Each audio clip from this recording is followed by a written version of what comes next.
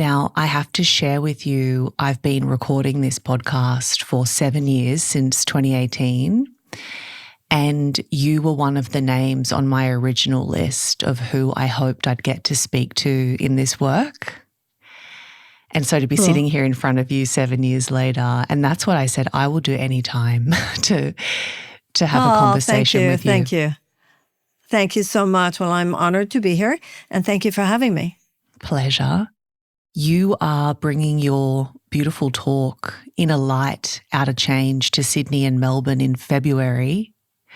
We are going to be so thrilled to have you. I thought it would be really nice for you to share your interpretation of Australia and how do you find it when you're here, and how do you find us as it relates to, I suppose, a nation of people, seeking that spirituality, and what's the distance do you feel? The first time I went to Australia, and I've been there several times. So the first time I went was back, I think it was probably in the 1990s. And my first thought was to travel such a distance and to go to a place that's not that different from what I come from. But at that time, it felt like we were a little ahead of you guys. Last time I was there, I thought of us as kind of 10 years ahead of you in the 1990s. This last time, you're 10 years ahead of us, is how it felt. And there are a lot of reasons for that, of course. One of the things that has always struck me is, particularly compared to the United States now, is how Australians seem to like Australia. You know, at least that was my experience. Like, the United States is we're going through, as I'm sure you know, a very difficult time. And everybody's ornery and everybody's in a bad mood. And there's a mean spirit abroad, in the land of the United States, unfortunately, right now. I didn't feel that when I was in Australia. And now, not having this based not on having been there, but just based on what I see in the news, it's clear that Australia is going through a lot of the same stuff everybody else is going through. A lot of the dynamics of chaos now are clearly global. Yes. So at this point, when I think of almost any country, I think in terms of a larger global dynamic that is very concerning to all of us and is to some extent permeating the politics of every country. I think those of us that are the Western nations, and of course I include Australia, in terms of holding the space for Western liberalism and the values of personal liberty and so forth, none of us have been challenged in our lifetime the way we are now, to think very deeply about what those values mean, to think very deeply about what the counterforces are to those values in our countries and in our world.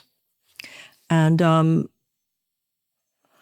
listen, if this is what it took to make us all go deeper into our hearts, into a more serious place in our minds, then I guess this is what it took. But I see a profound maturation that is occurring.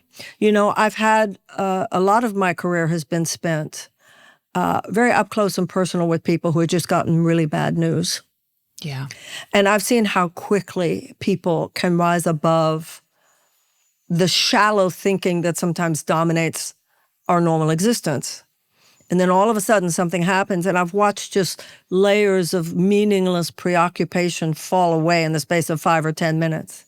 And I think, and I don't know because I haven't been to Australia for a while, but I'm assuming that you're going through, in that sense, exactly what we're going through, which is a lot of people are thinking deeply about things that they'd hardly thought about at all. Of course. Before current events. Yeah. So I look forward to engaging with Australians in what, as I said, is clearly a global conversation at this point. Yes, and this is the conversation I want to have with you today. So much of your recent teaching has been about not waiting for the future we long for, but becoming the condition for it in the present. So I'd love for us to explore what it means to live as these progressive agents of change and to weave things like collective care and belonging and activism, right, and ethical values into the fabric of our daily lives. So what does that mean to you in practice to become the condition for the future many of us are desiring? First of all, I think all of us who are engaged in this conversation on any level realize that the conditions of the modern world represent an assault on the nervous system. We're all so agitated. This is not what we were wired for. So there are lifestyle decisions involved here. Because if we don't have a nervous system that is aligned with the requirements of the time, the requirements being, can I endure this? And can I be an agent of transformation? Can I both endure these times and help transform these times? Number one, you've got to take care of your own nervous system. So in a practical sense, in every religious and spiritual tradition that I've ever read about, this includes an emphasis on the morning.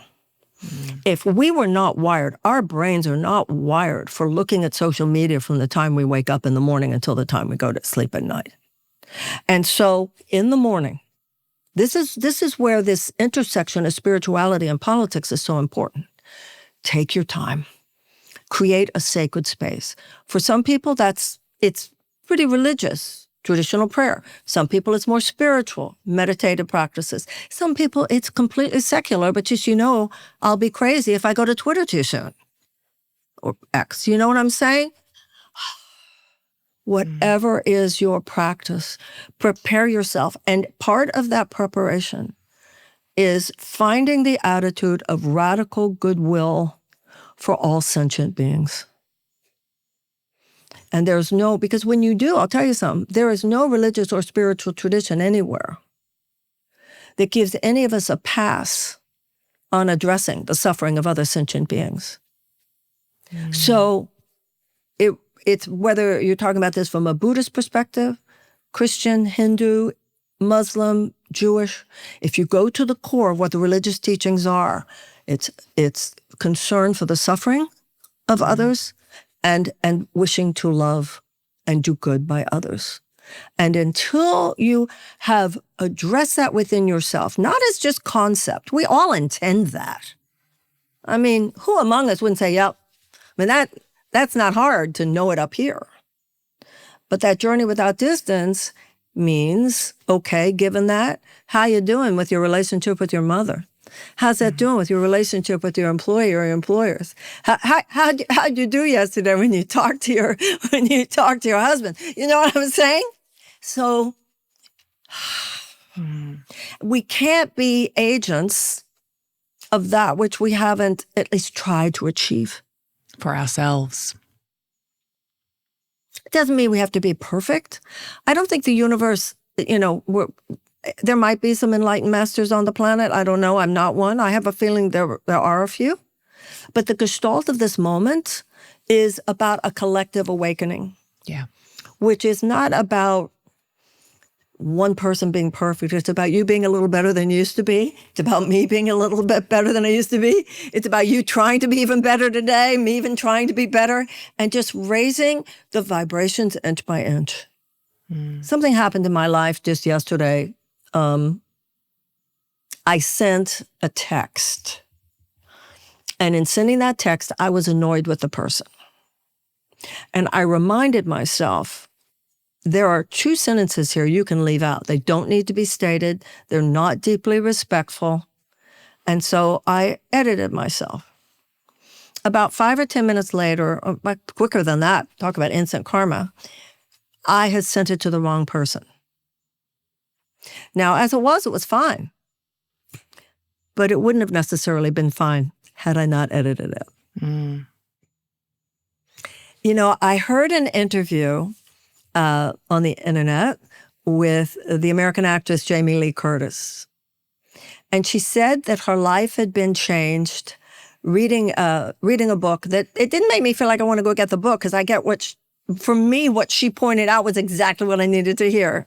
Something about quantum mechanics. And she said that this author had written, it's not the big strokes, the big things in life that determine where your life is going to go.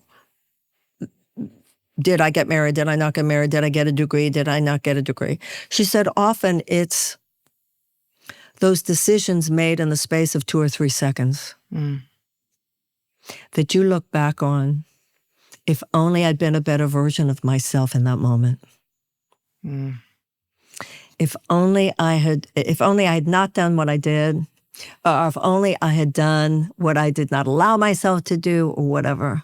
So this deep work on who we are is, I think, the collective work that is necessary for us to then, first of all, find one another. Because from A Course in Miracles perspective, the higher we vibrate, the higher the vibration of those with whom we come into contact. And then we can exponentially do more than we could have done by ourselves. You and I, this podcast, it wouldn't be happening if you weren't here. It wouldn't be happening if I wasn't here. But the point is not for you or for me, but for those who are listening. And it will be for those who are listening according to the co-creation of your thoughts and mine and what we are able to understand and able to articulate. So I think a lot is going on right now, a kind of internal activism that's very necessary for us to develop an entirely new kind of political activism. Because the activism on both left and right today, at least in my country, and from what I can see in yours as well, is so riddled with hatred of somebody, damning somebody, of course, blaming somebody, and sometimes with this virtuous. But we're blaming we're on the right side, blaming the right. No. Rumi said, "Out beyond all ideas of good and bad, right or wrong, there is a field. I'll meet you there." And we've all thought that was beautiful poetry. But what's so important about that to me now is that I realize it's the only place where we can meet. Yeah, we've got to get to the field. Yeah. And Martin Luther King said you have very little morally persuasive power with people who can feel your underlying contempt.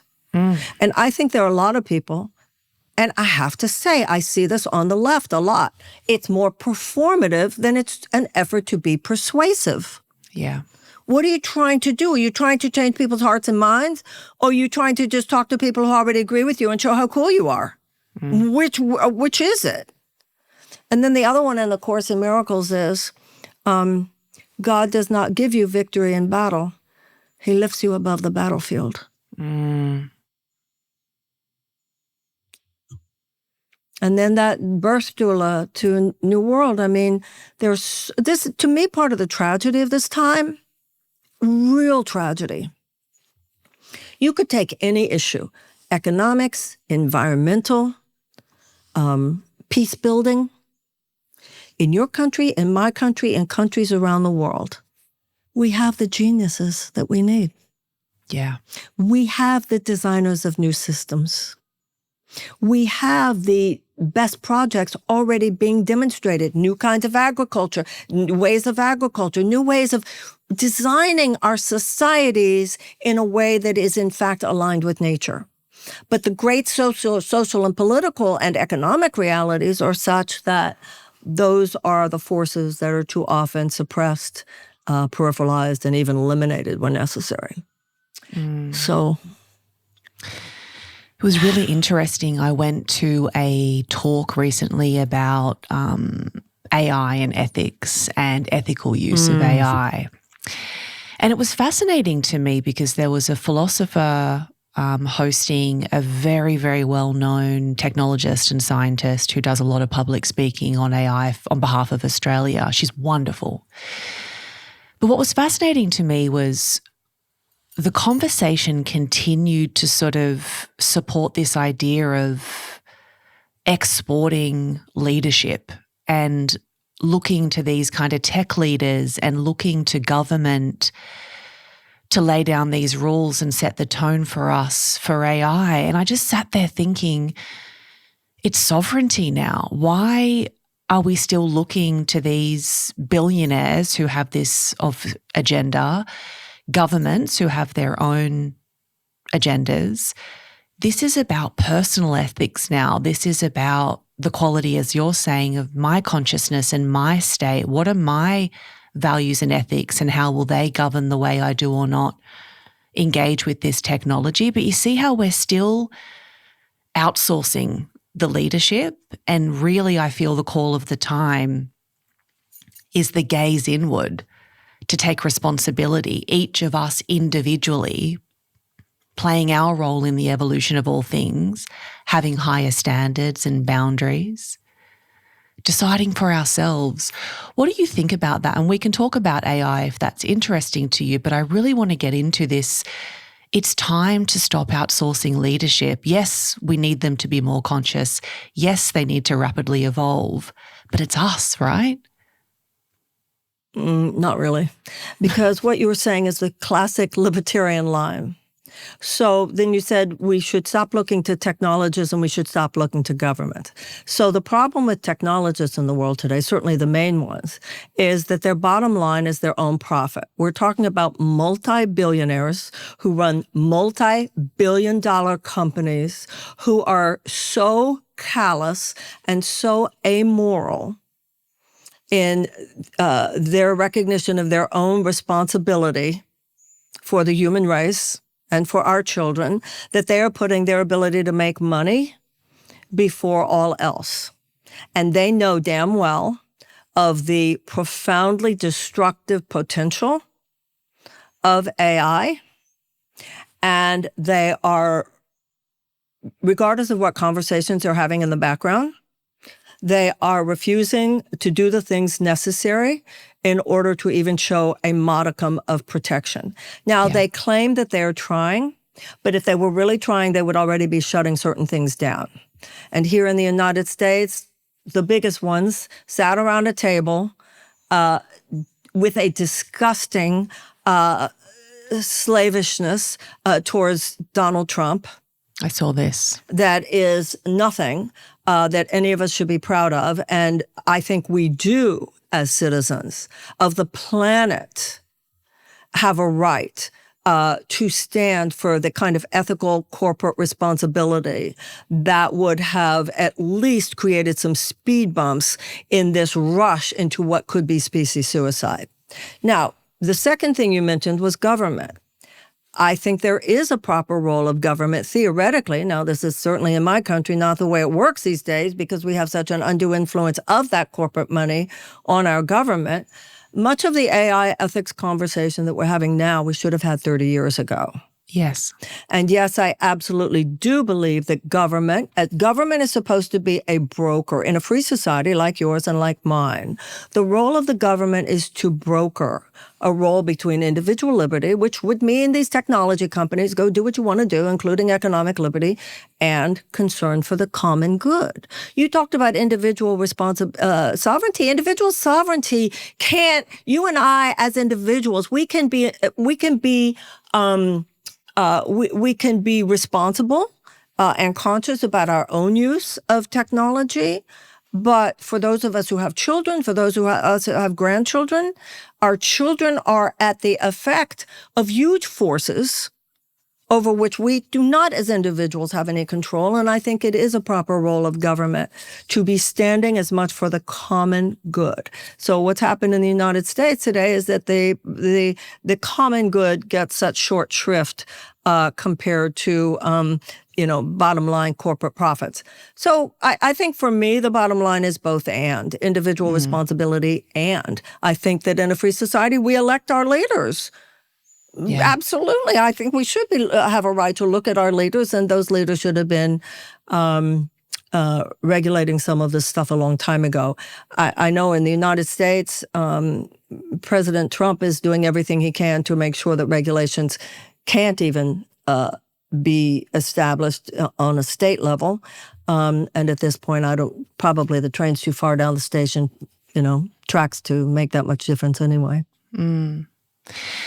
Yes, such a clarifying perspective, and I think it's easy to see in your reflection and perspective how disillusioned I've become with government. So it's really, I'm going to walk away and think a lot about that, because I can see how the trust is gone.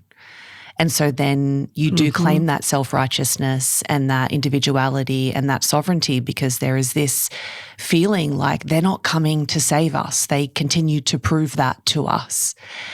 So it's a wonderful reflection and build that you offered me to see government in the light it was always designed to be seen in, but we just haven't seen that in a long time.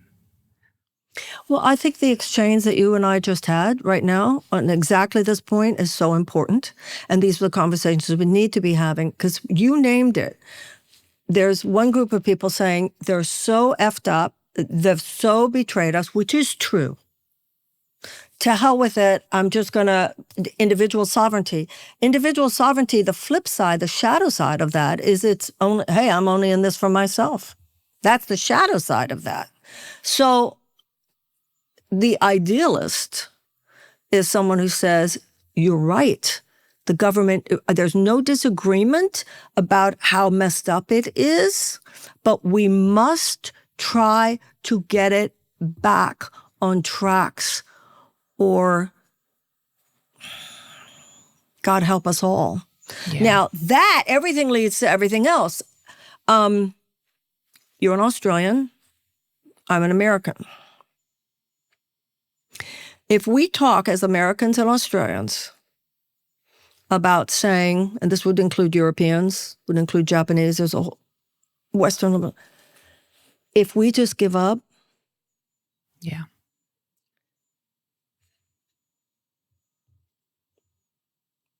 then you get into the, basically we're talking about a global contest right now between individual liberty and authoritarianism. So if we give up on governments that admittedly have let us down on protecting some of this free, then let your mind go to 50 years down the road. Yeah.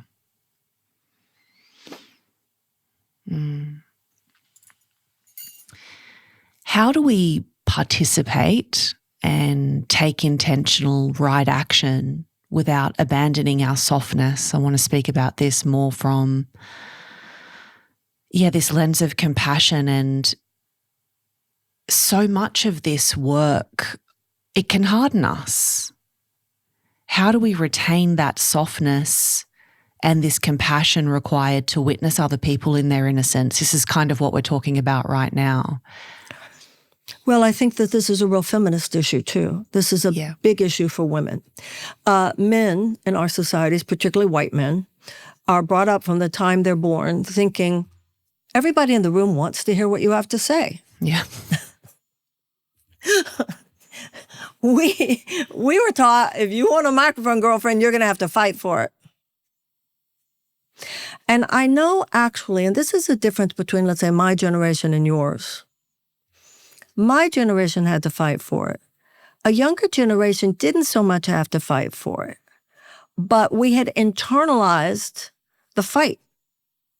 So sometimes, and I've seen this in my own life, I'm fighting, I'm toughening like I will be heard in a room where people are like, we're ready to hear you. Why right? I will be heard. It's like, well, we came here to hear you, right? You know, it's the internal work. And I think this is what happens, going back to the issue for women. This is for any formerly disempowered people, usually minorities, etc. If for centuries, you and your mother and your mother's mother and your mother's mother, if it's other minorities, the fathers as well, were not allowed a voice. Once you are given permission, all those years of anger about it sometimes comes out like a roar. And then you can talk, but nobody's going to listen to you because it's off-putting. Yeah. So then, because you know what it's like? It's like a bathtub that hasn't been used for a long time. And you turn it on and it's just brown water sputtering. And you just have to let that go through until there's a stream, a clear stream of water. So then a woman goes through, first, you're not allowed to speak. Then you're allowed to speak and you roar because you have all this anger of your great-grandmothers, right? Then a woman goes through a very difficult time between, do I speak and leave my feminine and then know that I won't be approved of, or do I eat my truth? And both cause suffering. If I'm quiet, they won't, because we have like cellular memory being burned at the stake. If I'm just quiet, then I'll be a good girl, but I'll hate myself and I'll be turning it towards myself. But if I speak, I might be embarrassed, I might be humiliated, I might be punished. And then somewhere around 50, somewhere in your 50s or so, you start learning how to ride that wild buffalo. And it's an art, what you're saying. How to say, no, we won't be doing that. No, we won't be doing that. In other words, you own your yes and you own your no. But you find in life that if you're stomping your feet or stomping your fist, you will have actually less power in the room than if you were simply a woman who owns your yes and owns your no and says, no, I will not be doing that. Like, she's like, whoa, don't mess with her. And I think we all are fortunate if we have people in our lives who are demonstrating it. Yeah. And that's how all of us grow. If we're attentive, the aspects of yourself that you know is sort of the next step for you, usually there's someone closer to you than you might be recognizing already demonstrating that.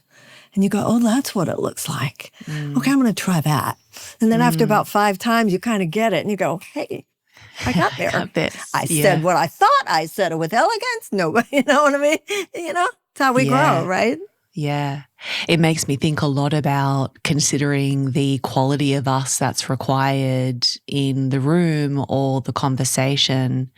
And as we do this inner work, it's easier for us to discern and draw down on those qualities. So there is a level of, I don't know if control's the right word, but we're sort of this more of a puppeteer of the self, aren't we? That we understand based on my audience, based on the quality of the room, the energy in the room, why people are gathered here.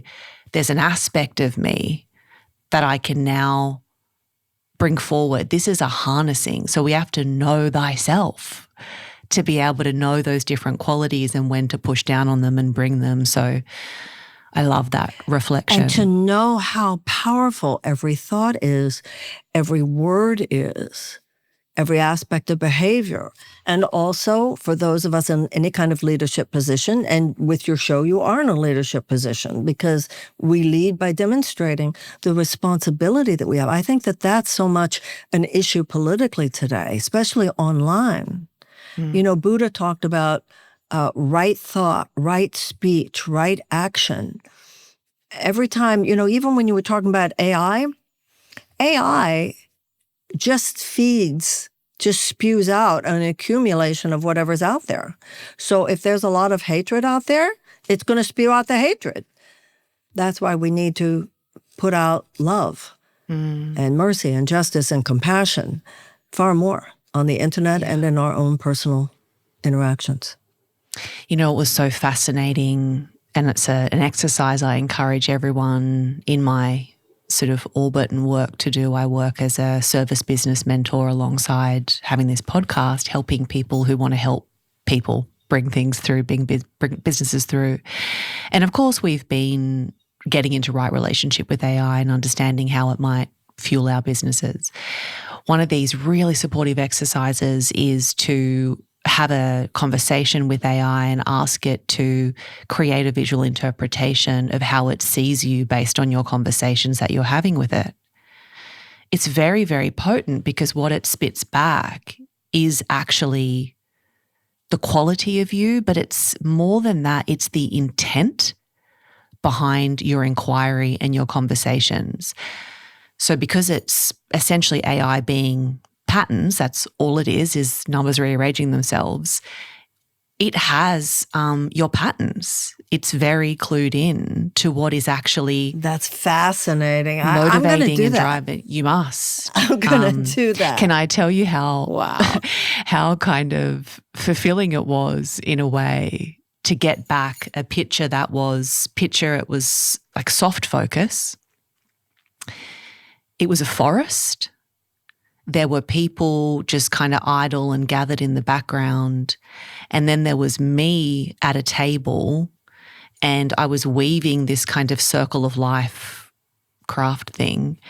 And the AI presented itself like this glowing orb. And I just thought, that is fulfilling to know that for the years that I've been engaging with this technology, that's my intent, that right there. And because it's almost like it's a diary in a way, don't you feel? Like it's so private. It's not, we know that. Nothing we feed into these LLMs is private. But it's fascinating. And so then I've had other mentees get not so fulfilling visual representations back. And this is a cause of self-reflection, right? Where you're like, okay, well, now we better understand your baseline intent in using this technology. You have to find a way to show me yours. If you do the prompt, I'd love to see it. Oh, I'm fascinated by what you just said. I'm definitely going to do that. Mm. Wow. Yeah. AI is a whole I other have topic. seen some things. I have certainly seen some things on AI about myself. You probably know I ran for president, and AI was a lot more fair to me. Interesting. Than most journalists, including Australian ones, by the way. And much more true to, well, this is what she's actually saying. And if more people were allowed to hear her, her ideas actually match the majority of people. But I mean, it was pretty fascinating, really fascinating.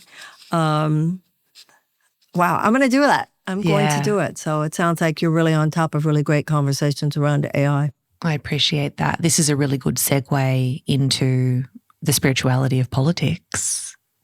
Okay. You've stepped into a political arena that is seemingly, and you'll correct me if I'm wrong, hostile to love and hostile to collective care, and using spiritual intelligence as a throughway to, I don't know if peace is too big of a word, but what have you learned about restoring these fundamental truths in systems that are designed to extract or divide?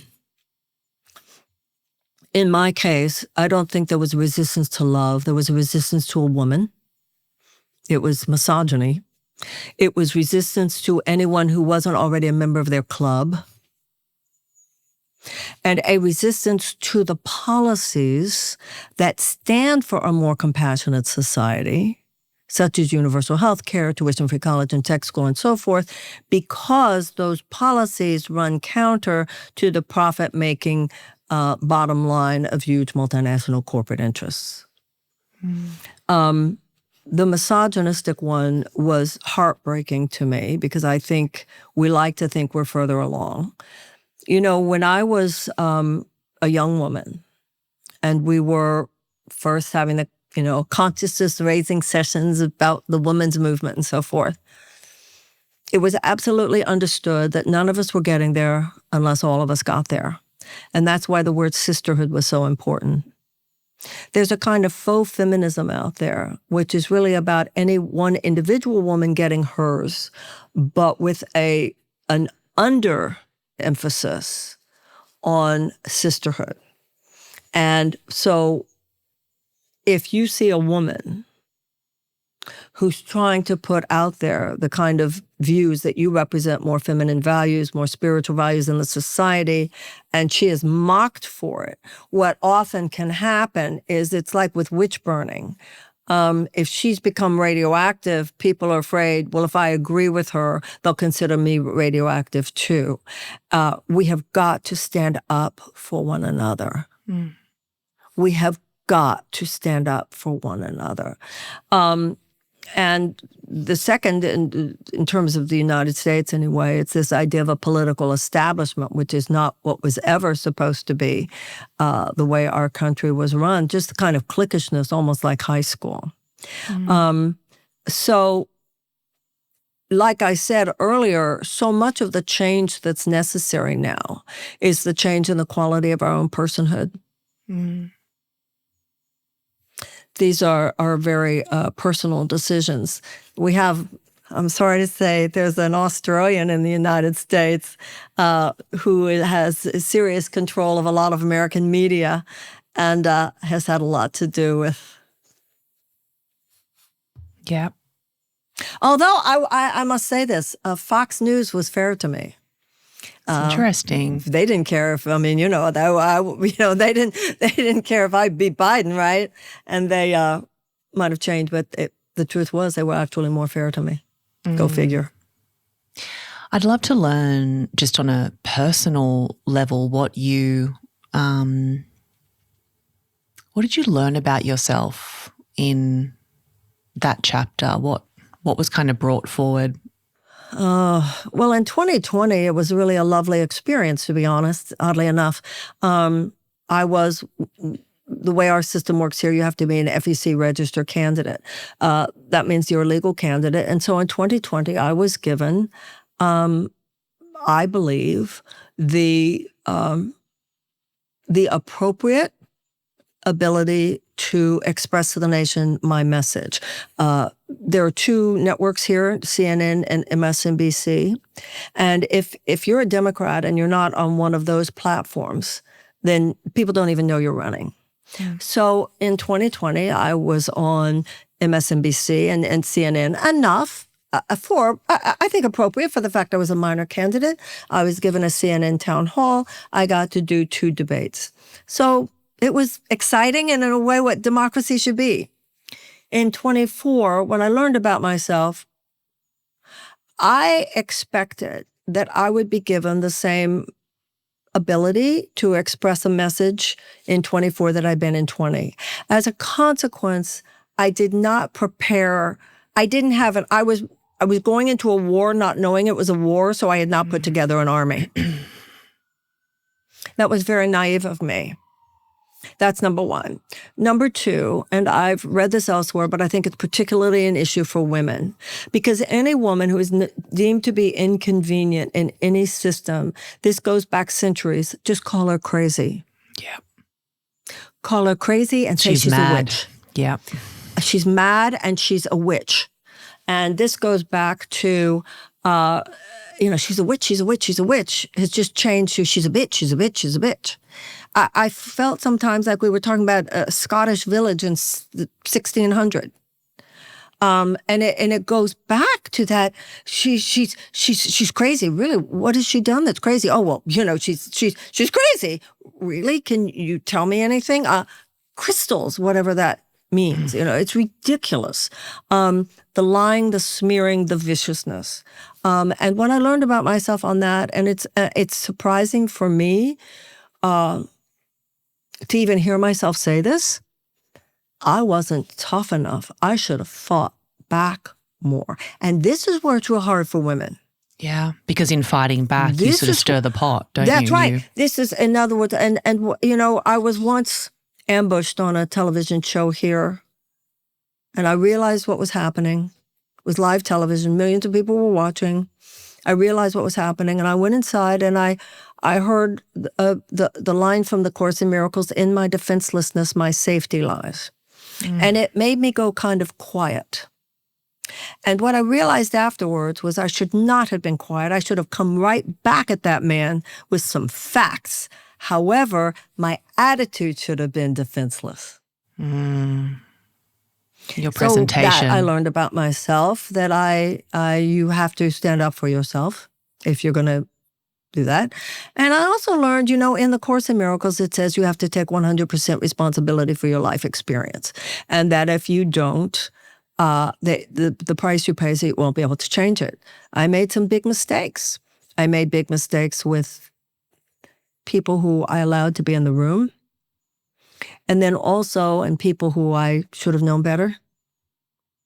There was some real naivete on my part that I look back at and cringe. And also, if people, when people used to come for me for counseling and they would say, 90% of it is the other person's fault, I would often say, well, we need to talk about the 10% that's yours. So I felt with some of the stories that were told about me, I would say to myself, at worst, 10% of that's true. Well, Marianne, you better clean up that 10%. How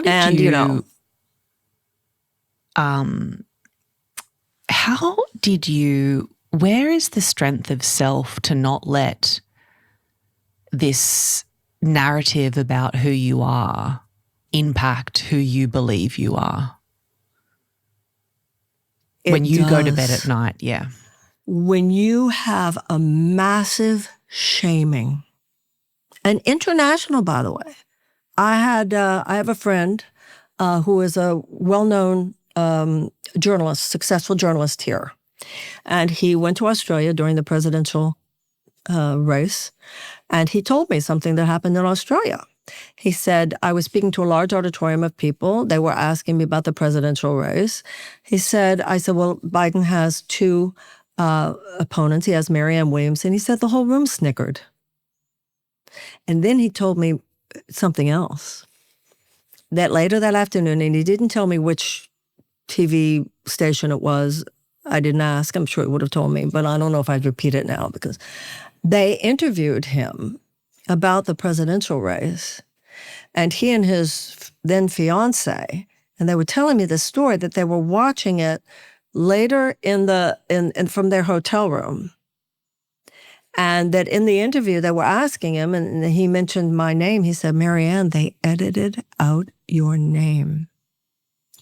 To be so erased, to be so invisibilized, to be so shamed, like you're unqualified. Oh, really? Well, I was qualified enough to know that neoliberalism would be no match for fascism, so I think I'm the one who had a qualified position here.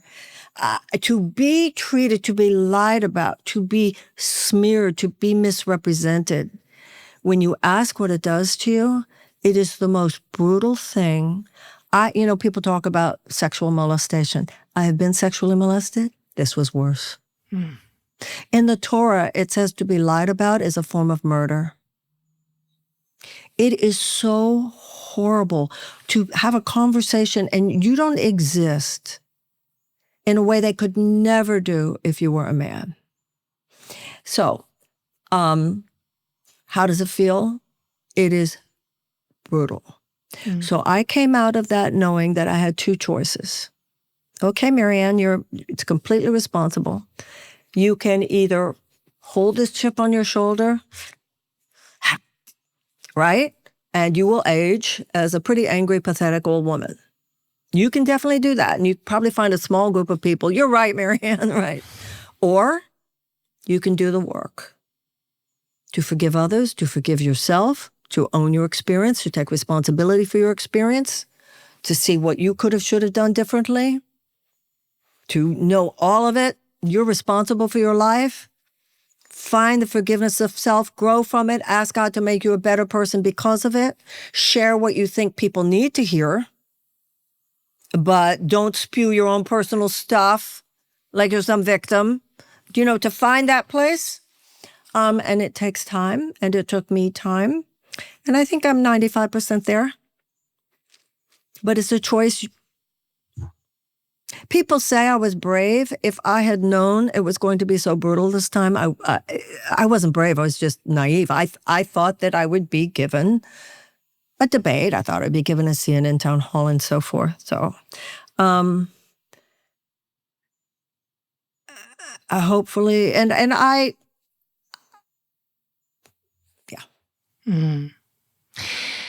Is it too much of a blanket statement around this for me to say, is this all spiritual curriculum? Like at the highest expression, we are so deep in those storylines and the events and the material. Yeah. Absolutely. So your soul and spirit just chose a really big plot line. Well, the Course in Miracles would say that everybody has a highly individualized curriculum and that there is a divine intelligence, Holy Spirit, whatever you want to call it, always nudging us to growth. And yes, It was a big one, although suffering is suffering, and there are people who go through things that are not public. But although I think the public humiliation, being sort of made into a global joke among people like, who the hell are Australian, who people don't even know anything about you because they haven't actually asked you anything about issues and so forth. That was my curriculum. But I'll tell you something, with what's going on in the world today, it feels to me, and I'm wondering what your thoughts are as well, it feels to me that we're going through a profound recalibration. Absolutely. Everybody's cracking open. So what I see now among my own friends, I see among other people, my friends and others, going through kind of crack-ups that I feel I can be more present for because I had such a big crack-up over the last 2 years. Do you know what I'm saying? Yeah, let me hold you in this. I got this one. Yeah, that I feel I understand. Anything can make you a better person. I think the only failure in life is to fail to learn, to fail to grow from something.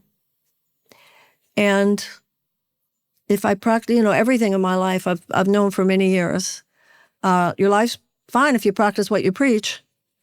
So this has been a major time of, you're going to hold on to the past, you can live in the present. You're going to forgive, you're going to blame.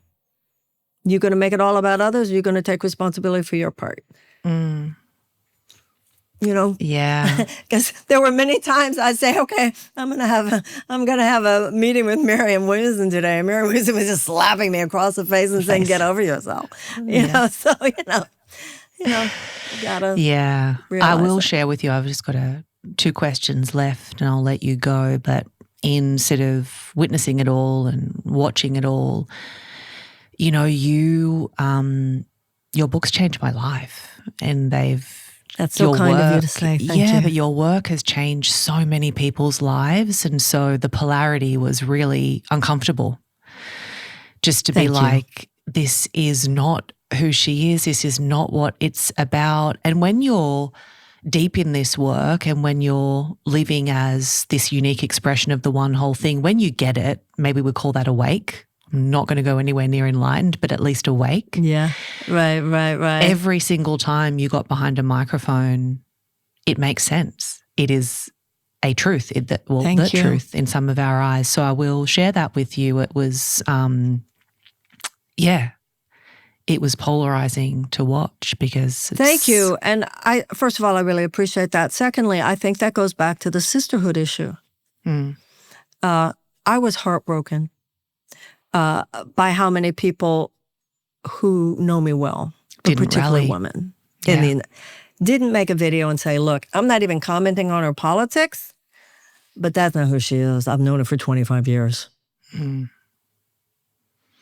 Something about the human condition, I've got this on a tiny little minuscule scale right now. I'm promoting an event about AI and ethics. And it's interesting. So the tickets have been really slow. Typically, I'm very early in my work. So I was talking about Goodbye Girl Boss 7 years ago and getting in touch with our true self, and everyone's like, what? Like, now it's resonating, right? So you've got to stay with the cognition and keep bringing it through. I hear you. You're ahead of the curve, yeah. And so the tickets have been slow to move, and it's kind of just fascinating where I can see on social media everyone in my life who loves me, everyone my work has touched, they're just watching, but no one's doing anything. And I'm like, what have we become in that?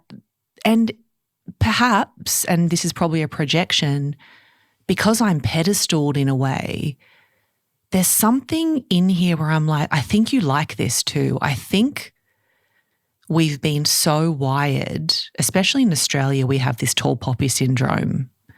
You cannot be at the top for long, especially if you're a woman. We're waiting for the downfall and we'll bring you down type thing.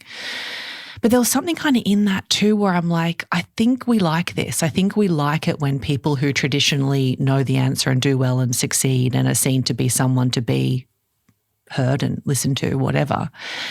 We kind of like it when things don't work out for them, or that when they're struggling and watching them, we get something from that. It's been a really interesting time of just, where are you? Help me. You know, Where are you? There are a couple. I'm so with you on that. I did feel, however, in my own circumstances, there was an almost irrational animus.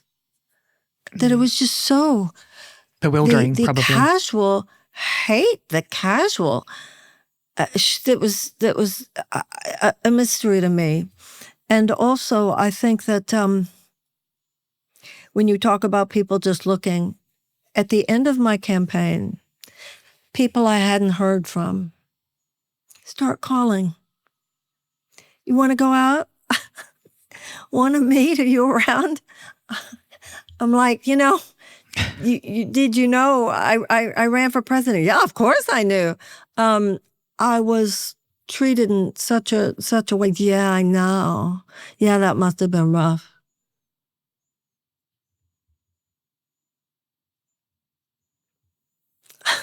So you learn who your friends are.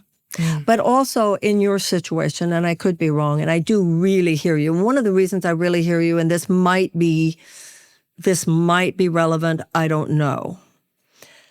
AI ethics. It's kind of like an advertising. Sometimes you have to hear something 3 times. If you're at a certain point in your exposure to the popular landscape, AI ethics, hot topic. Some people haven't quite heard it enough. So I have 2 things to say to you that may or may not be relevant. Number 1, maybe on your part, there needs to be some way, whether it's a video or something, to be a little more educative for people to understand why an AI ethics event is relevant to them or will be in the next 25 years. And the other thing is, because this was true for me, people who I expected to help, but I never asked for help. So there might be something with the direct ask, and a direct that's personal so hard. ask. And it's like It's so hard. It's so hard. So hard. It is so hard. Because I can do it. I can do it asking, all. I know, for others. Right. Yeah.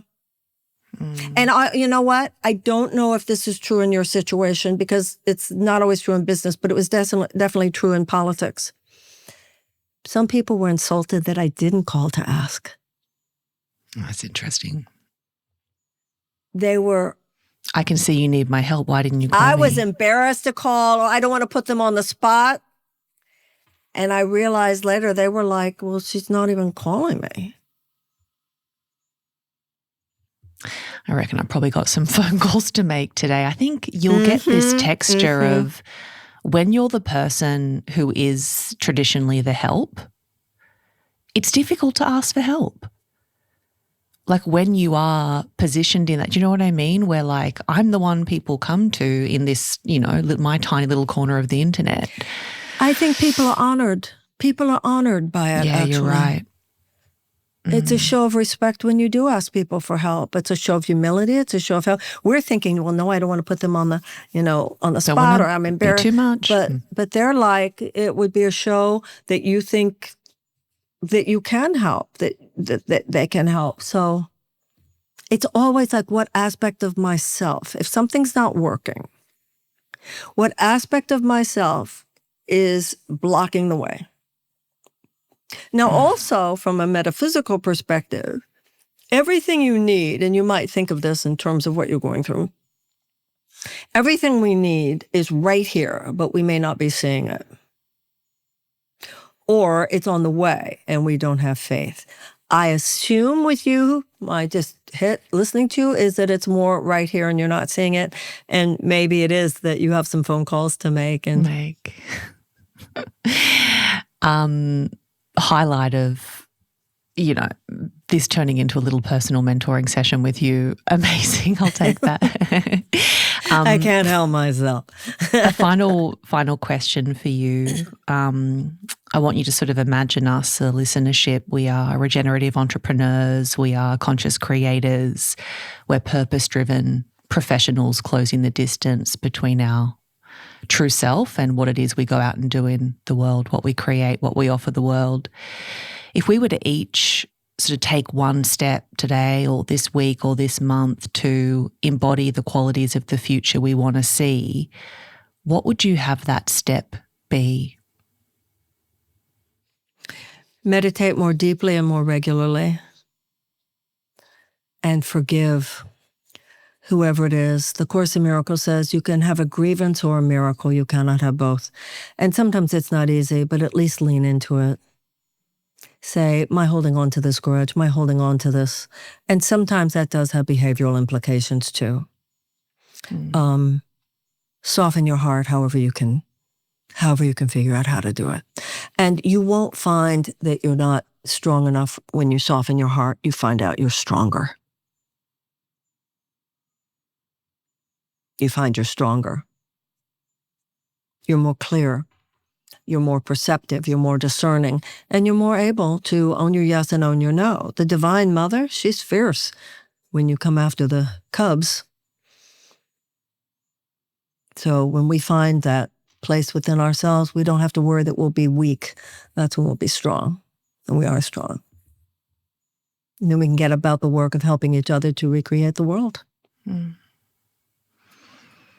I really appreciate you, and I want to thank you for taking the time to sit down with me today. I appreciate you having me. Thank you. Thank you. I hope that I get to meet you. What city are you in? Sydney. I'll be there. I'll make sure Oh, good. I'll make sure What I is get that, in front on the of you and say 26th? hello. February, yeah. Yeah. So I'll Do see you know there. my friend Grace Gideon? No. Oh, she's a great woman, a therapist in Sydney, and close friend, so maybe you'll meet Okay, her. I'm going to look her up. I'm actually in the market for a new Good. therapist, so I hope Good, she's I'll tuning. connect you. Really? Well, I'll connect you if you like, yeah. That'd be wonderful. Thank you so much. Thank you so much. It was an honor to be here.